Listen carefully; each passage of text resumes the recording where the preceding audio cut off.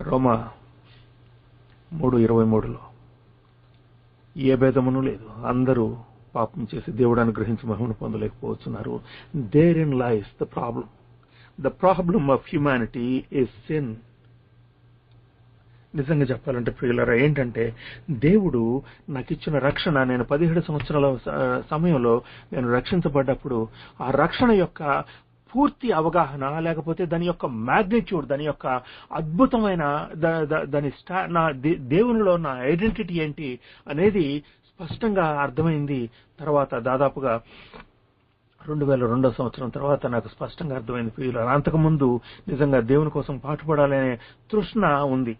Okay, పెళ్ళైన వెంటనే నేను చెప్పాను ఏంటంటే, మా శాంతితో నేను చెప్పాను ఏంటంటే, మనం అమెరికా వెళ్తున్నాం కానీ అమెరికా సిటిజన్షిప్ మనం తీసుకోవడం లేదు. ఎందుకంటే నేను మన దేశానికి వచ్చినప్పుడు నేను ఫారినర్ లాగా వచ్చి ఇక్కడ సువార్తను ప్రకటించడానికి నాకు ఇష్టం లేదు.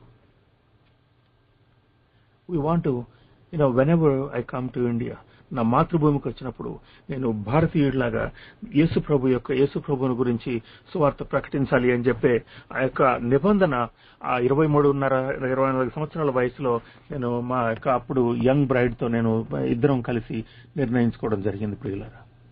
కానీ వీటన్నిటి యొక్క అంటే దాని మ్యాగ్నిట్యూడ్ ఏంటనేది, అంటే రక్షణ ఏమిటి, లేకపోతే ఈ యొక్క సువార్త ఏమిటి, దీని గురించిన పూర్తి అవగాహన, the magnitude of what we have are what we are in Christ అనేది ఫుల్ గా నాకు ఆవిష్కరించబడింది.